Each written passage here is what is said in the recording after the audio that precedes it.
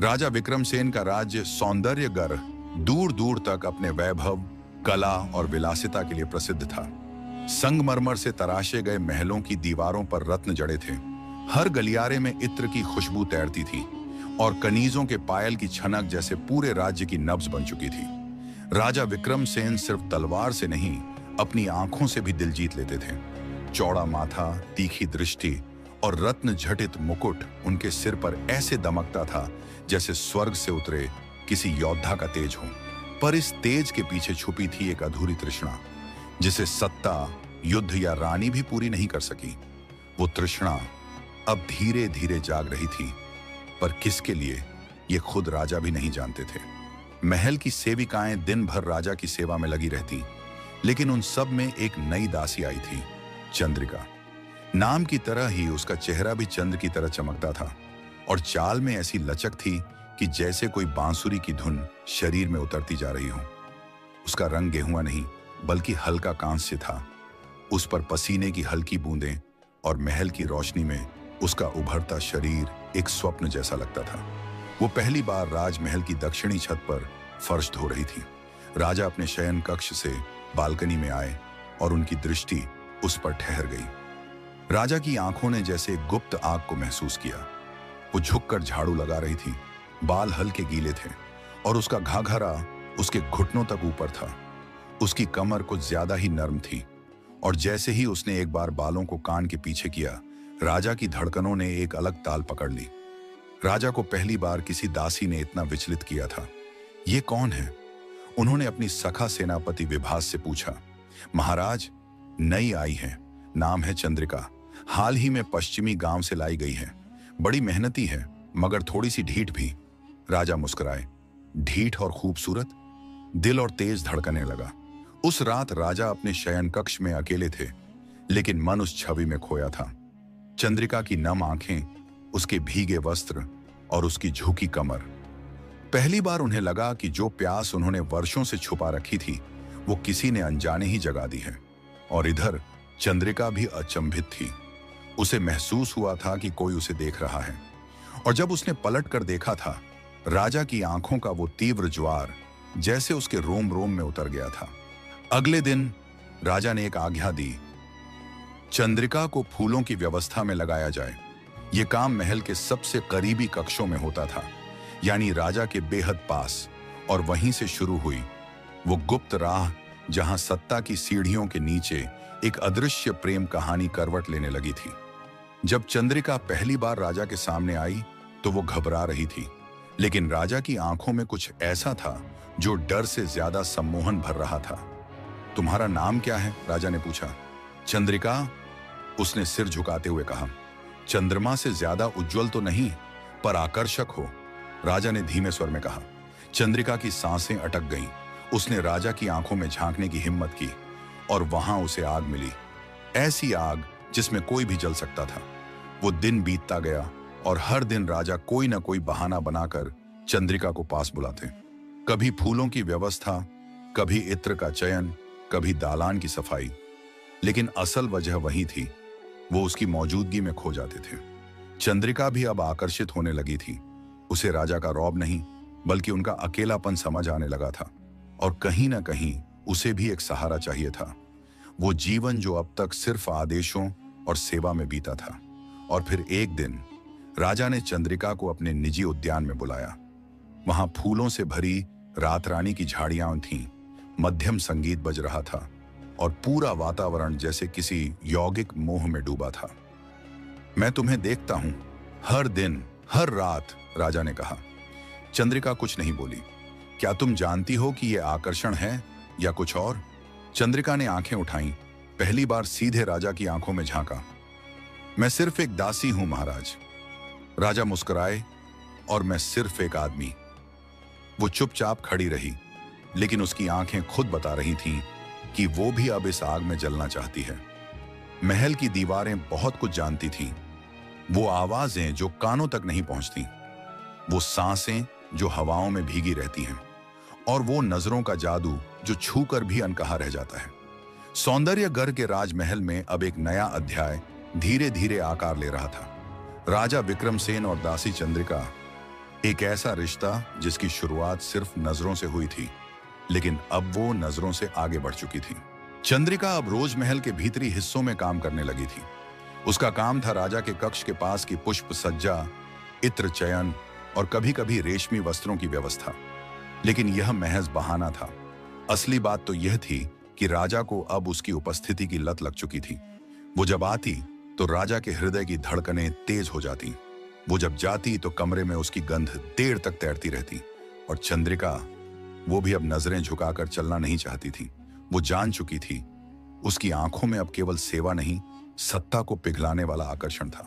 एक शाम जब रानी आराध्या महल के पूजा स्थल में व्यस्त थीं, राजा ने संकेत भेजा, रात्रिकाल के बाद चंद्रदीप उद्यान में आना। चंद्रिका ने कोई उत्तर नहीं दिया, पर उसकी आंखें कुछ कह गईं। रात का चंद्रमा अपने पूरे यौवन पर था। उद्यान में हरियाली पर ओस की बूंदें चमक रही थीं, जैसे कोई दुल्हन अपने शरीर पर मोती पहनकर बैठी हो। चंद्रिका वहां पहले से थी। उसकी साड़ी हल्की गुलाबी थी, बिना किसी भारी आभूषण के, बस एक छोटी सी बिंदी और खुले बाल। राजा जब आए तो उसे देखकर कुछ क्षण ठहर गए। तुम आई? आपने बुलाया था, वह धीरे से बोली। और अगर मैं न बुलाता तो क्या आती? राजा ने मुस्कुराते हुए पूछा। शायद नहीं, पर शायद हाँ। दोनों हंसे और फिर वही हुआ जो महीनों से एक तक नजरों में सुलग रहा था। उस रात उनके बीच कुछ ऐसा घटा जो ना पूरी तरह प्रेम था, ना पूरी तरह वासना, लेकिन दोनों का मिश्रण था। राजा ने उसकी उंगलियों को पकड़ा और कहा, ये उंगलियां हथियार बन चुकी हैं चंद्रिका, ये मुझे बेबस कर देती हैं। उसने कुछ नहीं कहा, बस अपनी पलकें झुका दी। राजा ने उसके कान के पीछे से बाल हटाए और वहीं एक हल्का चुंबन छोड़ दिया। उसके बाद राजा ने उसकी कमर के चारों ओर अपना हाथ लपेट लिया और उसे अपने शरीर के करीब खींच लिया। चंद्रिका ने विरोध नहीं किया। उसकी सांसें तेज थीं, लेकिन डर से नहीं, ज्वाला से। वो लम्हे चुप थे, लेकिन शरीर एक दूसरे से बातें कर रहे थे।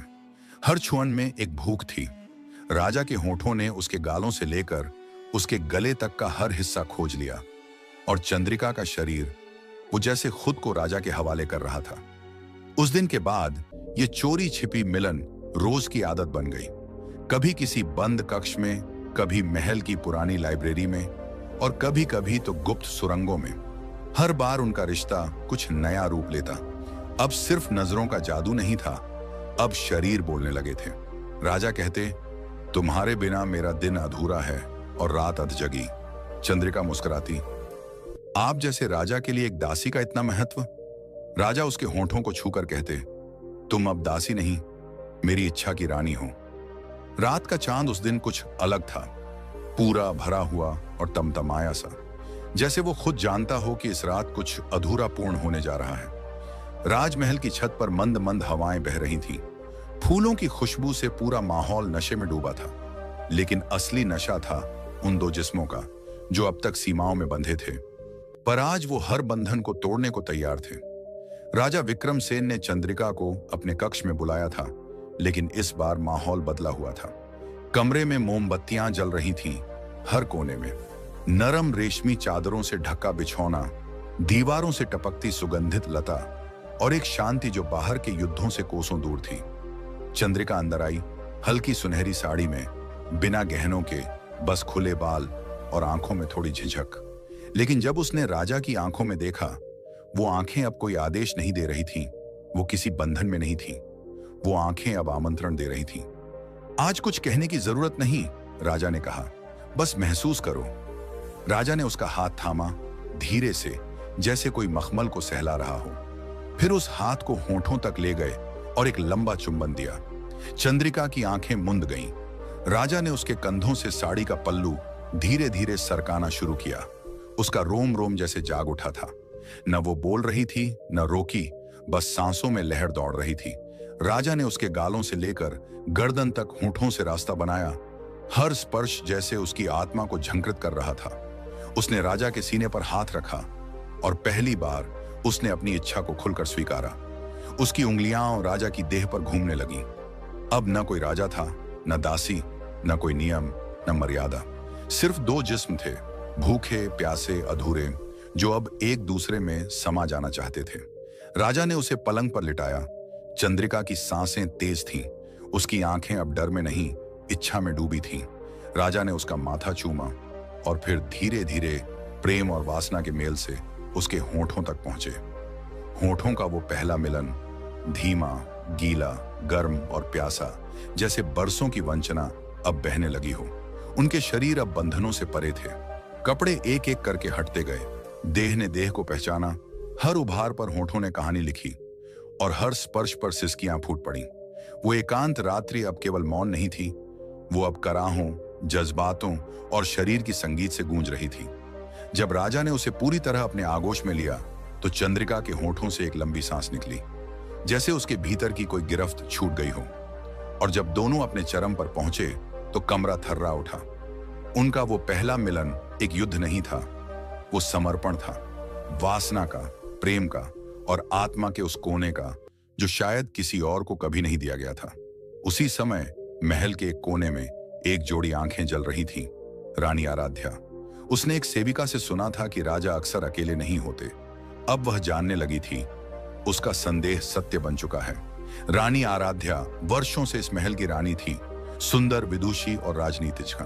उसने राजकाज के हर नियम को समझा था और पति की हर दृष्टि को पढ़ना सीखा था। पर हाल के दिनों में राजा विक्रमसेन बदल चुके थे। उनके चेहरे पर अजीब संतोष रहता था और आंखों में एक अलग सी चमक। रानी ने यह चमक पहले कभी नहीं देखी थी। वो चमक जो प्रेम की नहीं, वासना के तृप्ति की होती है। वो कौन है?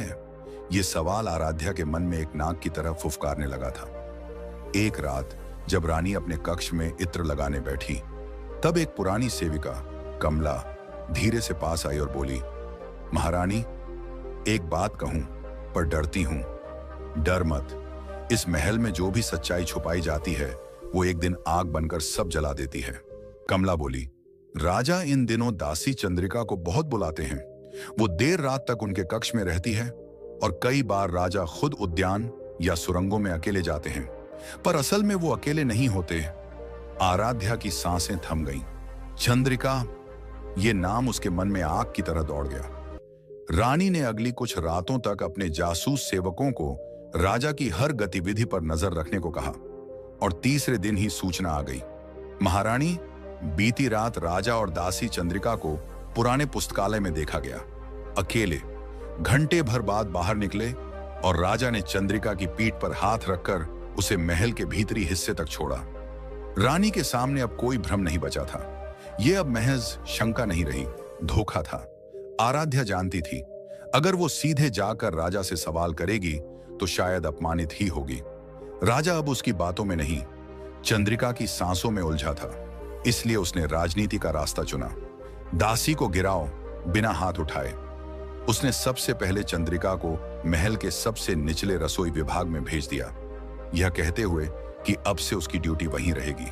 राजा तक ये बात न पहुंचे, इसके लिए खास तौर पर सभी सेविकाओं को डरा दिया गया।